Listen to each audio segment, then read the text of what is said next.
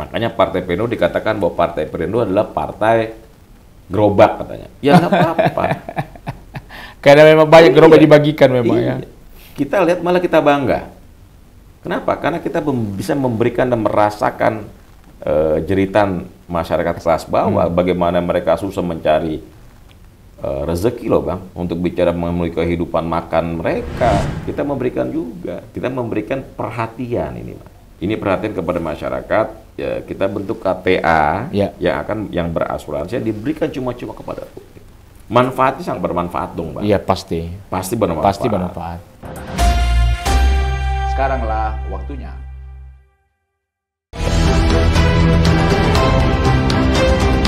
Saya memberi penghargaan, ini perlu kita hidupkan.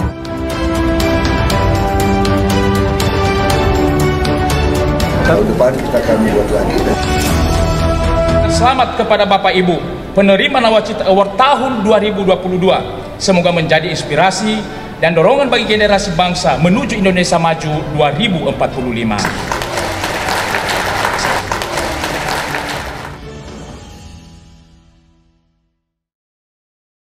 Pemirsa Nawacita Politik TV, kembali ketemu dengan saya, Otto Lijibua dalam acara Sekaranglah Waktunya.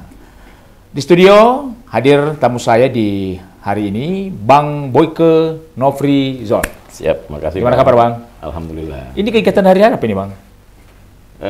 Menghitung hari. Menghitung hari. 14 Februari. Iya. Terima kasih. Nah, pemirsa Nawacita Politik TV, ini Bang Boyke Nofrizon ini, beliau sekarang Wakil Ketua Umum Partai Pelindo, tapi beliau sudah ya melanglang buana lah dalam dunia perpolitikan di Indonesia. Nah Bang, ini saya baca media, Bang Boyke ini aktivis 1998, benar ya? Nah kalau kita, begitu ya? Alhamdulillah. Alhamdulillah ya. Nah, kalau kita melihat sekarang sudah 25 tahun Bang, setelah reformasi. Kira-kira perjuangan 198 dulu dengan hari ini, apakah sesuai dengan perjuangan? Ya, kita kan nggak bisa berharap yang sempurna kan. Iya, betul. Karena sempurna itu mutlak punya Tuhan. Iya. Tapi sebagai manusia, hari ke hari, bulan ke bulan, tahun ke tahun, kita mencoba lebih baik lagi. Oke. Kalau kita bayangkan di 98 sampai hari ini, ya pasti ada perbedaan-perbedaan, tapi ada kekurangan juga. Iya. Karena setiap dekade, setiap pemimpin ada plus, ada minus. Iya. Yang penting bagaimana kita menghasilkan, bagaimana masyarakat itu semakin hari semakin nyaman, ekonomi semakin tumbuh. Iya. Minimal itu masyarakat itu bisa makan, Bang. Iya, betul. Minimal dia makan untuk diri dia, buat anak dia, buat istri dia, atau buat keluarga dia. Kalau itu sudah terpenuhi, ya menuju ke arah yang lebih baik lagi, negara bisa menjadi lebih kuat. Ya, tapi minimal yang kelihatan jelas 25 tahun reformasi yang pertama kita lihat masalah kepemimpinan nasional harus dipilih oleh masyarakat. Itu kan hasil-hasil termasuk DPR RI sekarang. Dipilih langsung oleh apa? Oleh masyarakat dan ya sudah terbuka suara terbanyak dan sebagainya. Ya, itu yang kita bisa lihat. Nah, ini Bang, ini kan Abang punya pengalaman lah dalam dunia politik ini, ya. Belajar kita. Belajar ya dari Demokrat dan sekarang ke Perindo. Mungkin Bang Boy mungkin bisa membagikan kepada kita pengalaman dalam berpartai lah. Ya sama aja sih Bang. Ya. Sama aja, sama ketika Abang sekolah di SMA A, lalu Abang pindah ke SMA B. Ya. Pengalamannya sama, proses sama, cuman penyesuaiannya yang berbeda. Ya. Dari SMA sebelumnya kita harus berproses penyesuaian di tempat yang baru. Sama, ketika saya dari partai sebelumnya, saya berproses untuk menyesuaikan diri di tempat yang baru. Ya. Kita saling membantu, tidak ada ya, kalau dalam politik itu tidak ada yang lebih tinggi, Bang. Iya. Tidak ada yang lebih pintar, karena saling mengisi kan. Iya. Nah di politik ya Bang ya, ada ruang-ruang diskusi. Jadi abang yang nggak tahu, saya tahu, ada yang saya tidak tahu, abang tahu. Jadi saling mengisi. Saling berbagi lah ya. Saling berbagi. Ya. Cuman warnanya berbeda, dulu saya pakai biru, sekarang saya pakai putih. Tapi, biru ya. Tapi sekarang putih ya. Tapi artinya pengalaman dalam aktif dalam berpartai intinya sama lah ya. sama aja, Sama, nggak ya. ada perbedaan. Tidak. Toh dari tahun ke tahun saya mengalami proses 2 kali presiden ya. Oke. Alhamdulillah waktu itu PSBY kan. Ya paling pengalaman itu. Partai yang 2 kali pernah memiliki seorang presiden di 2 periode. Ya pengalamannya menjadi partai penguasa kan. Iya, betul. Dengan segala penderitaan dan kebahagiaan di dalam. Kan gitu. Iya, iya. Dan sekarang mungkin sama. Sekarang ini saya masuk Perindo mungkin sama ketika saya masuk di awal-awal. Ya. Sebelum partai saya sebelumnya juga belum memenangkan kontestasi ya. Ya. Politik saat itu. Sama aja. Sama aja ya. Tugas lebih berat lagi bagaimana hari ini ke depan, insya Allah mudah-mudahan puji Tuhan Partai Perindo bisa mendapatkan tempat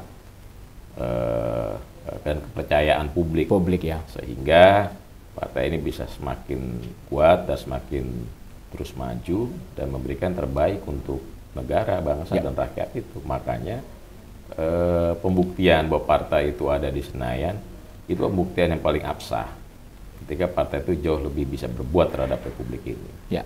Jadi itu ujian terberat, Bang. Ujian terberat ke depan itu bagaimana Partai Perindo itu bisa dipercaya publik, ya. bahwa ada perwakilannya di DPR RI Senayan. Senayan. Insya Allah mudah-mudahan publik melihat bahwa ada satu harapan, Ya. ada satu hope dari Partai Perindo ini. Kenapa? Karena saya percaya bahwa 25 tahun ya sudah berlalu. Sudah berreformasi. Oke. Masyarakat mungkin punya pemikiran ya, punya pemikiran bahwa ada di mindset masyarakat, ada perubahan yang diharapkan ya. Ya. Perubahan itu dalam segala macam bentuk segi ya. Ya. Nah, mungkin Partai Perindo hadir hari ini ya. Mudah-mudahan memberikan apa solusi ya, atau memberikan harapan-harapan yang diingin masyarakat, atau memberikan hope Ya. pada publik sehingga publik percaya bahwa partai ini partai yang mudah-mudahan menjadi partai masa depan. Ya. Partai yang tentunya selalu berdedikasi dan selalu komitmen terhadap nilai-nilai perjuangan. Kenapa? Saya tertarik masuk partai ini, Bang. Pasca saya keluar ya Ya. dari partai sebelumnya, Oke. ada berapa partai, Oke. maaf, partai besar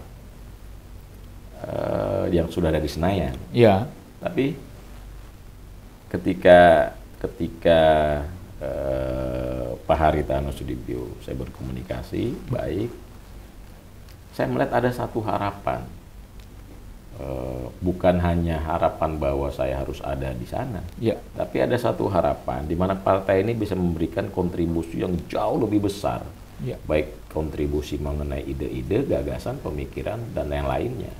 Kenapa? Karena saya mengalami proses tadi saya bilang, Bang ya, hampir 18 tahun saya sebelumnya di Partai Yeah. Demokrat. Lalu ketika saya coba melihat dan mempelajari partai ini, memaknai, ternyata yang saya tertarik itu gini loh, Bang. Pak Hari itu nggak berhenti membangun basic ekonomi kerakyatan itu. Pak Haritano Sudibyo dengan Partai Perindonya tidak berhenti memberikan bantuan UMKM ya Kepada masyarakat. pada masyarakat ya. Jadi dari sebelum dari mulai partai ini berdiri, lalu partai ini tidak lolos di Parliamentary Threshold 2019, pasca setelah belum lolos masih terus memberikan bantuan UMKM, memberikan bantuan gerobak ya. Ya, betul. Bukan hanya gerobaknya, bukan hanya pancingnya, tapi kailnya juga sama diberikan, umpannya pun diberikan. Iya, Lalu itu silahkan diproses dan dibesarkan oleh pemilik yang mendapatkan, orang yang mendapatkan bantuan UMKM itu. Nah, saya melihat bahwa satu-satunya partai, kita bicara realita loh, Bang. Iya. Abang harus jujur dengan hati kan. Iya, iya. Satu-satunya partai di Republik ini yang belum berkuasa, artinya tidak ada perwakilan pemerintahan di Iya. DPR RI, tadi belum memiliki apapun ya, Bang ya. Tapi yang fokus membantu rakyat kecil, Ya. yang fokus memberikan bantuan UMKM, gerobak-gerobak kepada para penerimanya, itu masyarakat kelas bawah loh, Bang. Ya. Bahwa ketika mereka mendapatkan gerobak, mereka bisa menjalankan visi misi mereka dalam memenuhi kehidupan mereka, lalu kebutuhan keluarga, baik istri maupun anak, kan bertambah ekonominya. Betul. Dan bertambah juga akhirnya pendapatan salarinya Ya. per hari dan per bulan. Ya. Nah, di situ Perindo hadir memberikan kontribusi nyata.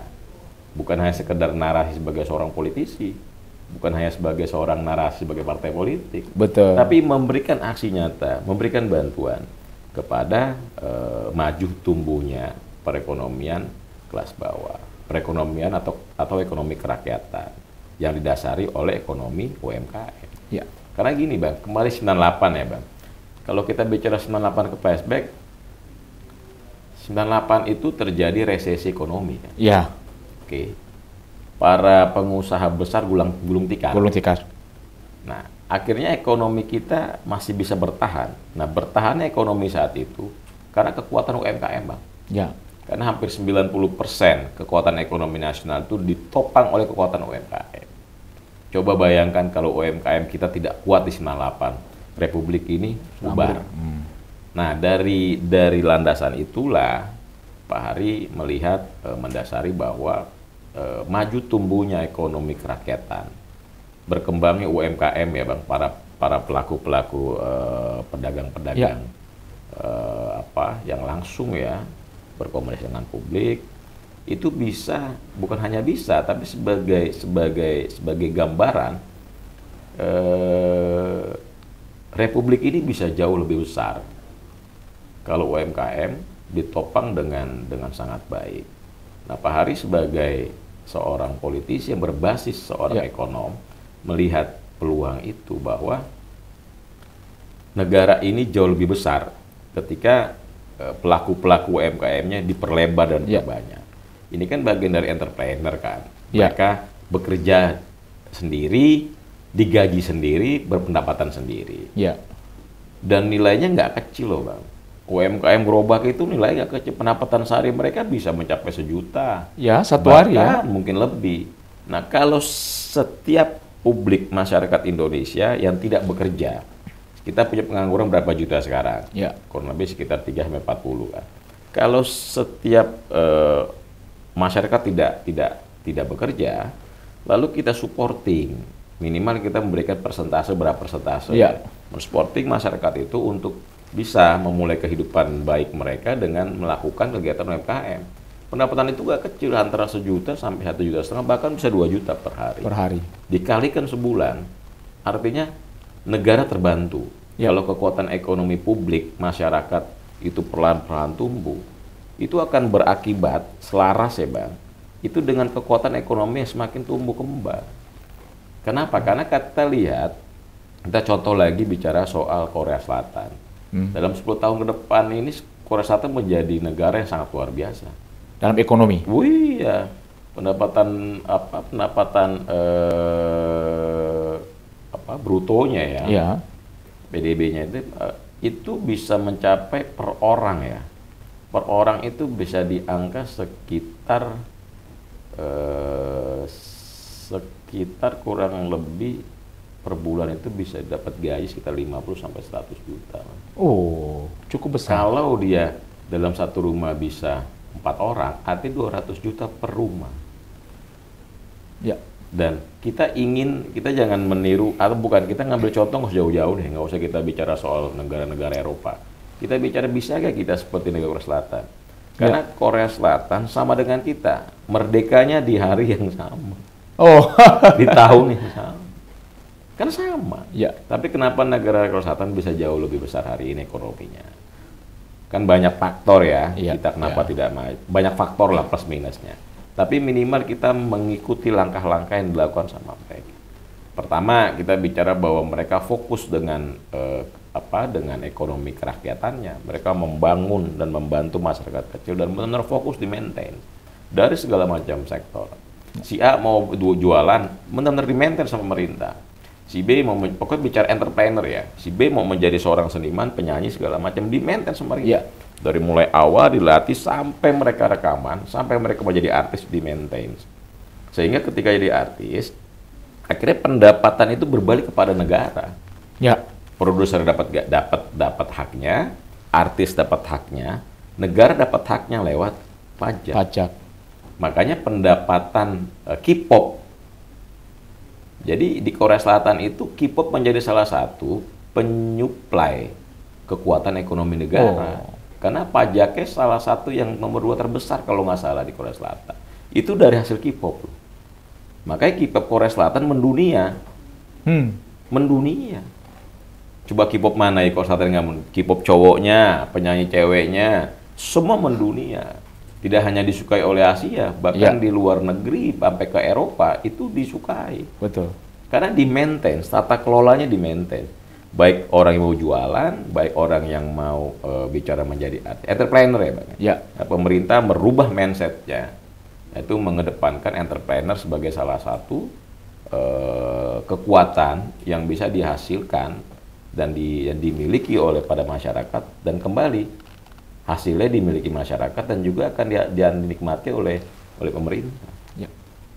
Jadi bagi saya ini tata kelola negara. Tata kelola negara. Tata kelola negara. Karena itu Perindo hadir akan minimal memberikan backupan dan bantuan supporting terhadap para pelaku usaha ya di dunia ekonomi ya, ekonomi kerakyatan. Membangun kekuatan ekonomi kerakyatan lewat UMKM. Ya. Karena kenapa? Hampir 90% kekuatan ekonomi negara ditopang oleh kekuatan ekonomi UMKM.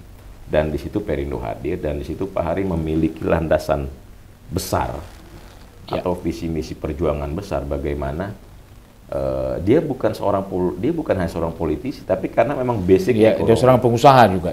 Dia ingin, Pak Hari ingin bahwa partai ini hadir, Perindo hadir, itu bukan hanya sebagai partai yang ikut election politik, tapi memberikan hope, memberikan harapan.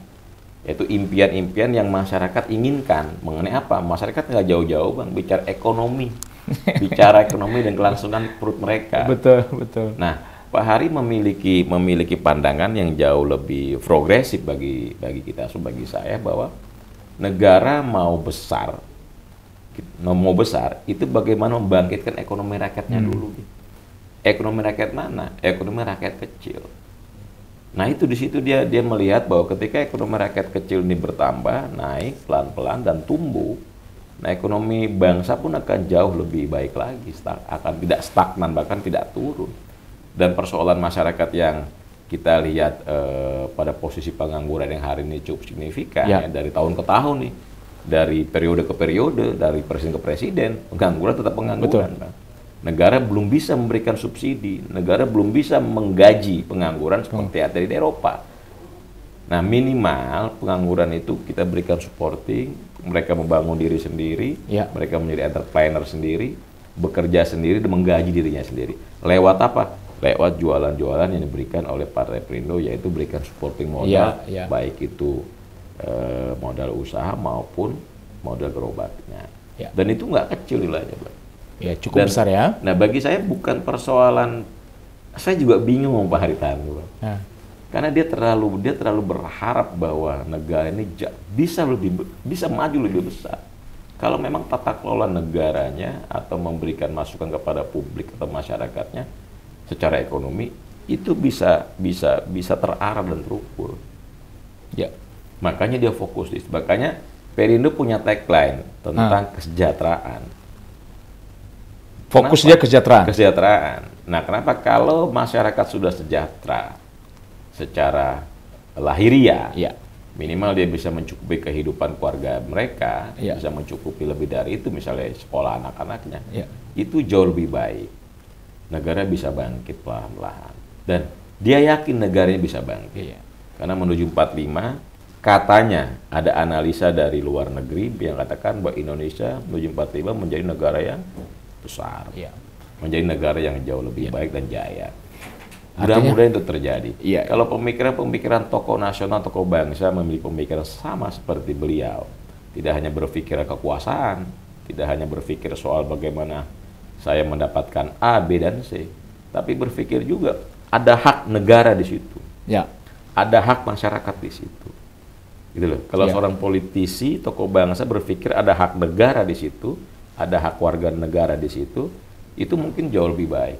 Negara ini insya Allah jauh lebih baik, jauh lebih merdeka seutuhnya. Artinya memang muara dan fokus dari semua perjuangan ini kan harusnya kesejahteraan rakyat. Dan itulah yang sedang diperjuangkan oleh Perindo. Nah, ini Bang Boy, Pelindo di 2019 tidak lolos parlemen threshold.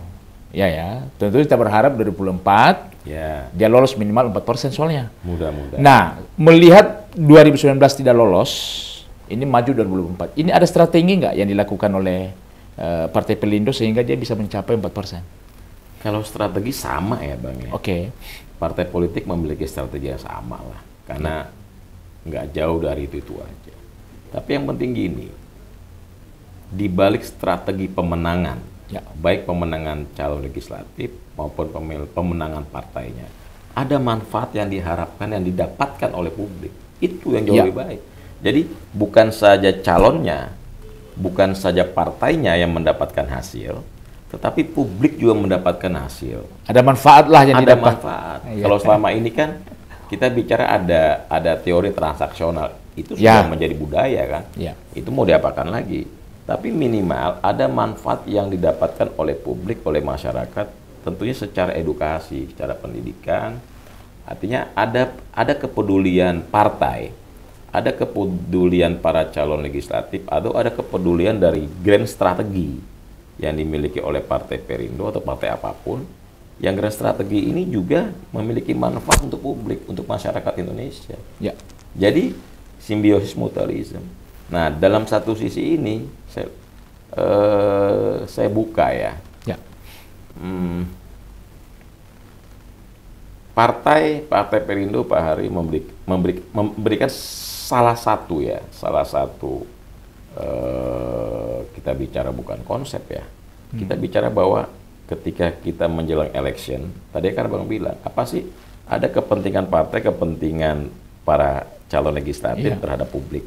Tentunya publik dapat itu dan manfaatnya jauh lebih baik secara edukasi dan secara perhatian. Nah, kita memperhatikan itu, makanya Partai Perindo itu memberikan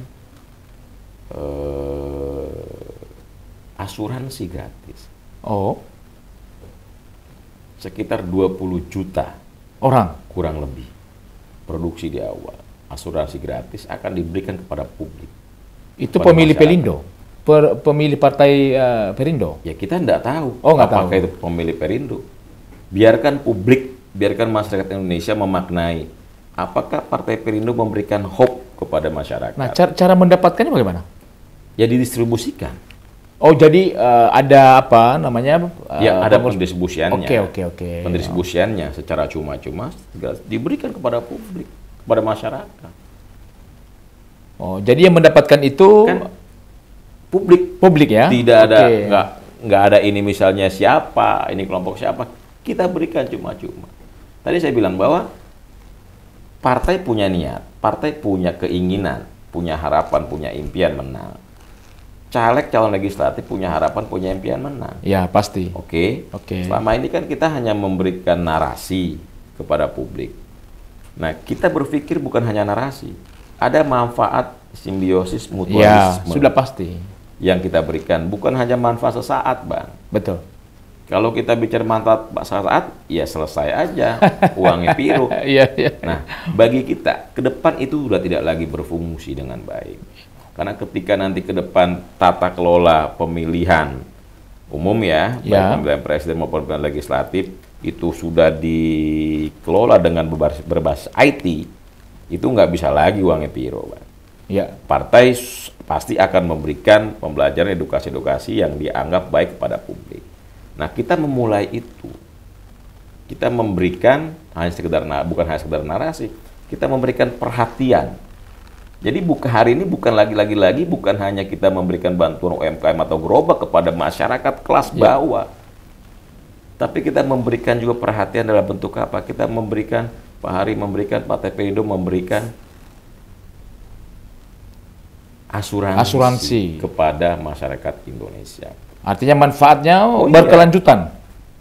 Berkelanjutan. Iya, manfaat berkelanjutan kan. Nanti per tahun kan. Iya. Itu asuransi. Kita berikan itu kepada publik secara cuma-cuma. Berarti ini baru Perindo yang punya program seperti ini ya, yang saya tahu ya.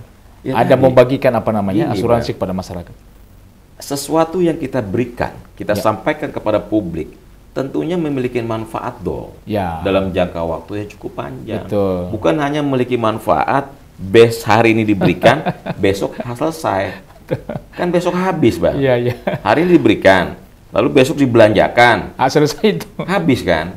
Lalu nanti besok itu masyarakat minta-minta. Kan kemarin kamu saya dukung. Ya. Tapi kan kita sudah bayar. Nah, partai tidak melakukan cara-cara seperti itu.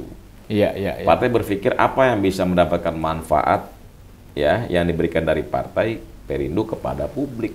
Ya kita berikan karena gini, Bang ya. Di daerah dan jauh di sana di pelosok, Bang, di kampung-kampung kabupaten sana. Itu ya soal asuransi itu sangat diperlukan. Ya.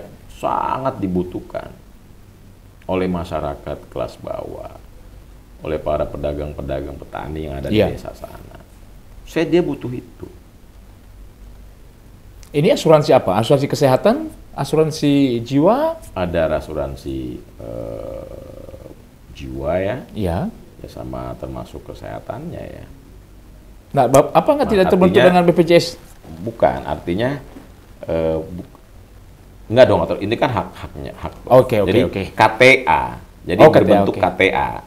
Jadi kartu tanda anggota Partai Perindo yang didistribusikan kurang lebih sekitar 20-30 juta itu berbasis asuransi. Oke. Asuransi yang bisa diklaim setiap saat ketika memang orang yang memiliki KTA anggota Partai Perindo itu mendapatkan, kita nggak nauza minjalik ya. Betul, ya. Tapi manfaatnya kan? Manfaatnya ada lah. Ada. Ya, oke, paham. Ada klaim dari asuransi jiwa, ada klaim dari kesehatan juga. Kesehatan biasa ya, bukan penyakit bawaan ya. Ya. Itu tanggung jawab Partai Perindo terhadap masyarakat. Ya. Bisa aja misalnya Perindo membuat KTA-nisasi bagi kita kan sama dengan partai lain. Iya. Tapi ada manfaatnya dong di situ. Betul. Kita berikan manfaatnya. Iya. Itu bentuk dari perhatian Partai Perindo terhadap masyarakat Indonesia. Luar biasa. Terserah. Mereka mau memilih kita, ya silakan. Nggak milih, nggak apa-apa. Tidak ada unsur paksaan. Karena hak politik itu adalah hak personal. Ya, betul. Dilindungi oleh undang-undang. Tapi minimal mereka punya hati kecil. Ya. Mereka punya intuisi. Mereka punya perasaan. Nah, manusia itu bisa berubah, Bang. Ya. Ketika perasaannya, intuisinya, hati kecilnya itu kita jamah. Ya. Dengan cara-cara komunikasi yang baik. Nah, kita berharap di situ bahwa masyarakat melihat bahwa Partai Perindo hadir, bahwa yuk sama-sama. Ya. Kalau masyarakat punya harapan, ya kita juga akan memberikan harapan. Bukan memberikan saja, tapi insya Allah mudah-mudahan akan membuktikan harapan-harapan masyarakat itu menjadi nyata. Ya. Ada dua faktor yang tadi, ada dua ikon kan yang saya bilang bahwa partai ini membangkit ekonomi rakyat kecil. Makanya Partai Perindo dikatakan bahwa Partai Perindo adalah partai gerobak katanya. Ya nggak apa-apa. Karena memang banyak gerobak dibagikan memang ya. Kita lihat malah kita bangga. Kenapa? Karena kita bisa memberikan dan merasakan jeritan masyarakat kelas bawah, bagaimana mereka susah mencari rezeki loh, Bang, untuk bicara memenuhi kehidupan makan mereka, menghidupkan perjalanan proses sekolah anak-anaknya. Ya. Itu luar biasa, Bang, karena ketika sebelum saya nikah, saya anggap mudah gitu loh. Ketika saya nikah, saya baru merasakan begitu sulitnya menjadi seorang ayah. Ya. Kaki di kepala, pala ada di kaki kan gitu. Ternyata seperti itu. Nah, kita merasakan hal itu. Pak Hari juga merasakan hal itu. Pak Hari bukan seorang pengusaha yang besar dari seorang anak pengusaha yang luar biasa. Dia bangun dari nol, dari pondasi yang paling dasar, dan dia merasakan. Karena itu Perindo memberikan kontribusi, bukan hanya memberikan narasi. Perindo memberikan kenyataan dan aksi. Ya. Kita berikan bantuan dari Pak HT, dari Pak Hari, partai mengenai bagaimana membangkitkan ekonomi kerakyatan. Ya. Negara ini bisa maju ketika ekonomi masyarakat tumbuh dan maju. Ya. Lalu sekarang poin kedua, kita memberikan juga, bukan hanya kita memberikan perhatian ini, Pak. Ya. Ini perhatian. ini perhatian kepada masyarakat, ya kita bentuk KTA Ya. yang berasuransi diberikan cuma-cuma kepada publik. Manfaatnya sangat bermanfaat dong, Bang. Iya pasti. Pasti bermanfaat. Pasti bermanfaat. Biarkan masyarakat Indonesia melihat itu, menilai itu. Apakah Partai Perindo hadir sebagai partai yang hanya dalam tanda kutip hanya ingin meraih kekuasaan, Iya. atau Partai Perindo hadir yaitu partai yang akan memberikan kontribusi kenyataan bagaimana mensejahterakan masyarakat Indonesia secara utuh dan memerdekakan masyarakat Indonesia secara utuh. Ya. Nah, kita sudah melihat tadi ada ya dua yang disampaikan tadi merupakan program Pelindo lah. Yang pertama tadi tentang UMKM ya, dan kita bisa melihat itu, dan yang kedua tadi ini ada berupa kartu anggota tapi ada nilai. Nilainya adalah asuransi. Gitu ya, Bang ya? Perhatian dong. Yang dibagikan 20 Hampir kurang lebih 20 juta ya. Bahkan Nah, bisa lebih. kita selalu bicara tentang Perindo ini, Bang. Kita sedikit diskusi tentang Capres ya 2024. Siap. Perindo sudah memilih Ganjar sebagai Capres. Ya. Apa alasan Perindo pilih Ganjar? Alasannya simpel. Ya. Ada dua alasan. Ya. Alasan pertama yaitu Indonesia ke depan ini menuju 2024, nggak hanya Indonesia, dunia memasuki era generasi baru, Ya. pergantian generasi. Nah, kita melihat Partai Perindo melihat bahwa pergantian generasi tentunya diambil dari para pemimpin-pemimpin yang memiliki kemampuan bagaimana mengelola Indonesia, bukan hanya mengelola dirinya, mengelola Indonesia untuk saat ini dan ke depan. Ya. Artinya dibutuhkan pemikiran-pemikiran sangat visioner. Ya. Dibutuhkan pemikiran-pemikiran yang bisa menciptakan ide-ide brilian Ya. yang untuk Indonesia ke depan, baik dalam segi ekonomi maupun segi apapun Ya. bentuknya. Nah, dalam kajian ini kita melihat sosok seorang Ganjar Pranowo Ya. itu bukan sempurna ya, tapi sama dengan ritme yang tadi saya sampaikan. Sosok seorang Ganjar Pranowo memiliki karakter itu. Ya. Bicara soal pergantian generasi, karena ke depan ini pemimpin-pemimpin dunia itu nggak lagi orang tua, Bang. Ya. Ini realita. Karena pemilih Indonesia di tahun 2024 sekitar 60 sampai 65% itu pemilihnya di usia 19 tahun sampai 40 tahun. Ya. Itu pemilihnya 60 sampai 65%. Kalau 2 juta 5 pemilih Indonesia, kita anggap 80% ya. Ya, Ya sekitar ya. 160 ya. Juta. 160 juta dikurang 60%. 60% itu pemilih berusia milenial itu yang saya gabungkan pemilih Ya, ya. Gen Z maupun apapun ya. Tapi di usia 17 sampai 40 tahun nilainya tinggi signifikan. Di angka 60 sampai 65%. Ya. Nah, Artinya sekarang pergantian generasi ya. itu perubahan generasi bukan hanya di tingkatan pemimpin nasional atau pemimpin dunia, tapi dialami seluruh dunia, Pak. Ya. Jadi bukan hanya pemimpinnya, tapi pemilihnya juga sama. Nah, kita Mengalami melihat hal pergantian. Pak Ganjar sekarang kan gubernur ya, 2 periode di Jawa Iya, Timur. Jawa Tengah. Ya, di Jawa Tengah. Kira-kira Pak Ganjar sudah sukses nggak menjadi gubernur Jawa Tengah?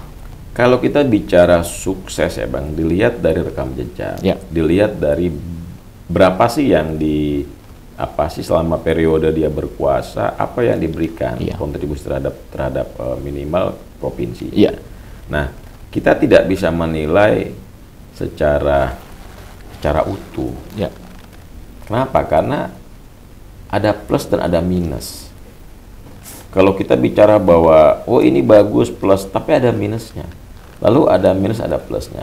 Cuman saya melihat bahwa barometernya seberapa besar kepedulian atau tingkat kesukaan masyarakat Jawa Tengah hari ini terhadap kepemimpinan Ganjar Pranowo. Ya. Dan cukup tinggi, Bang.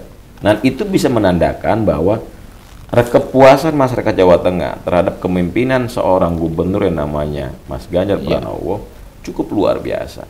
Dan kita katakan itu menjadi sukses belum juga. Ya. Tapi minimal ketika kesukaannya, kepuasan masa Jawa Tengah terhadap Mas Ganjar jauh lebih besar, tinggi, bagi kami itu kepuasan secara batin. Dan itu bisa dikatakan sebagai salah satu tolak ukur keberhasilan. Tapi keberhasilan tidak bisa diukur secara utuh.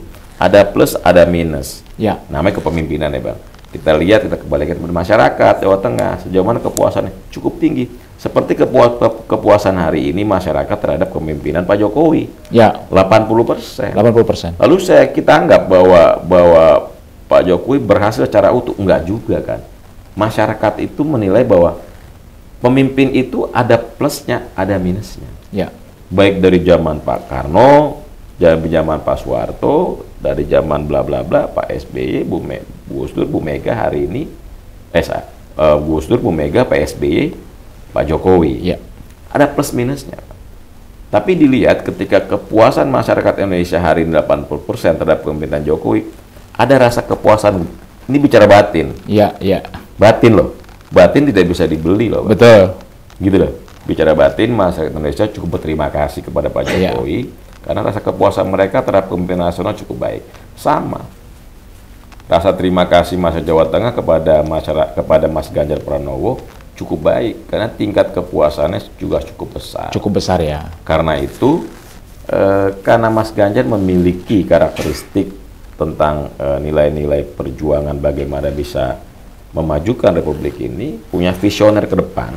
Ya. Sebagai seorang pemimpin muda yang sangat memperhatikan tentang nilai-nilai perjuangan, apa sih yang diinginkan oleh pemilih-pemilih atau anak-anak bangsa, anak muda.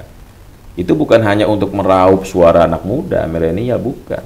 Tapi memang gagasan pemikiran Mas Ganjar itu gagasan kekinian. Ya.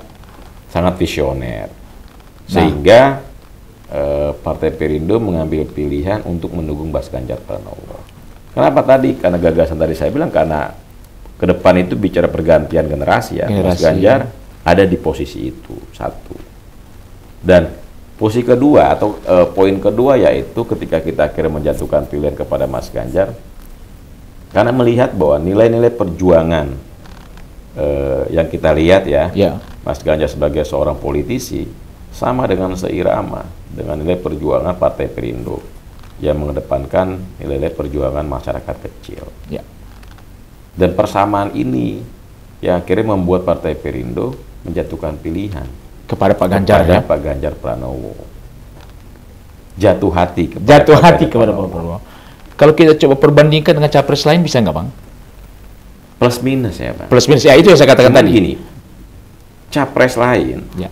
Katakan Prabowo Anies atau Mas Anies. Anies sama. Mas Anies anak muda. Ya. Tapi jauh lebih muda Mas Ganjar. Ya. Oke. Pak Prabowo kan nggak muda Bang. Sudah senior lah ya. Sudah senior. Sedangkan dunia, bukan hanya Indonesia, dunia membutuhkan pemimpin-pemimpin muda, anak-anak muda yang energik ya, yang memiliki gagasan-gagasan visioner baru. Ya. Kenapa? Karena era semakin lama semakin berubah, Bang. Bahwa semakin lama teman-teman muda semakin banyak tumbuh kembangnya. Dan di Indonesia 60-65% di tahun 2024 pemilihnya adalah di usia 19 sampai di usia 17 tahun sampai 40 tahun. 40 tahun. Itu 60%. Dan dibutuhkan pemimpin muda yang memiliki ritme yang sama. Betul. Kalau pemimpinnya tua kan nggak nyambung. Kalau pemimpinnya muda nyambung, bisa berkomunikasi kepada publik, bisa berkomunikasi kepada pemilih milenial. Apa sih maunya kamu? Ya. Jadi enak, koneksinya itu agak cepet Bang. Iya. Gitu loh. Karena sama-sama pres. Iya, betul. Tapi di antara yang muda, di antara lain yang paling muda itu Mas Ganjar. Mas Ganjar ya. Baik. Yang nomor pertama yang tua Pak Prabowo senior. Kalau ada Mas Anies, Mas Ganjar paling muda. Paling muda. Kan senyumnya paling berlian. Gagasan paling berlian. Iya. Nah, kita diskusi sedikit tentang Capres 2024. Di media sosial ada 3 nih yang sedang digadang-gadang kepada masyarakat. Ada Pak Ganjar, ada Pak Prabowo, dan ada Pak Anies. Menurut Bang Boy, bagaimana kekuatan peta lah kekuatan ketiga cawapres ini? Sama. Oke. Karena sebelum dideklirkannya siapa pemenang oleh KPU, Ya. ya kita katakan bahwa semua memiliki kekuatan yang sama, semua memiliki peluang yang sama, memiliki cara dan bagaimana memiliki strategi untuk memenangkan para calonnya terhadap kontestasi menuju 2024. Jadi bagi saya sebelum ada yang menang dan itu dideklirkan secara sah oleh negara, bagi saya peluang itu sama. Oh, peluang sama ya, kekuatan sama ya. Kekuatan sama. Nah, kalau kita tidak boleh mendahului takdir Allah, Pak. Betul, Tuhan. betul, setuju. Ya, kan? Tapi ngomong-ngomong sekarang, Mbak Boy maju juga ya jadi Insya Allah. caleg DPR RI ya? Saya maju caleg DPR RI, calon legislatif DPR RI dari Dapil Jawa Timur 8. Jawa Timur apa itu meliputi apa, Bang? Ada 6. Oh, 6 kabupaten. 4 kabupaten, 2 kota. 2 kota. Oke. Kabupaten Mojokerto, Kota Mojokerto. Kabupaten Madiun, Kota Madiun. Kabupaten Nganjuk dan Kabupaten Jombang. Wow, luar biasa. Bang Boy hafal betul ya. Ini daerah hijau semua. Ini daerah para kiai, daerah para santi, daerah para habaib. Ya, tapi tidak ada yang mustahil, Bang. Tidak ada yang mustahil. Tidak ada yang mustahil ya.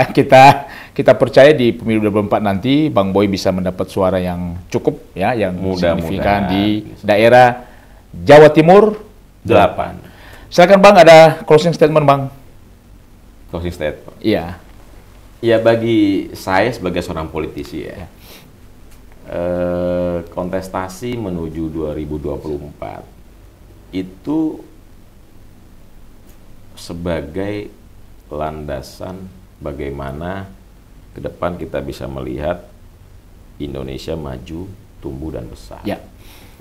Karena menuju tahun 2024 itu akan terjadi perubahan generasi, Bang. Ya. Dari 2024 itu dimanapun di Republik, hanya di Republik, di dunia akan terjadi perubahan generasi. Nah, kalau bicara perubahan generasi, sudah pasti perubahan mindset, cara berpikir, tata kelola negara. Nah, saya berharap pada election 2024 nanti itu bisa memunculkan anak-anak bangsa yang menjadi atau memimpin Republik ini, tentunya anak-anak yang terbaik. Dan saya berharap yang terbaik itu adalah calon presiden yang memiliki kemampuan bagaimana dia bisa mengentrepreneur dirinya. Ya. Lalu menarasikan itu, mengcopy paste itu kepada masyarakat Indonesia yang akan diayominya. Karena ke depan ini ada sekitar 270 juta masyarakat Indonesia yang harus diayomi oleh presiden terpilih mendatang.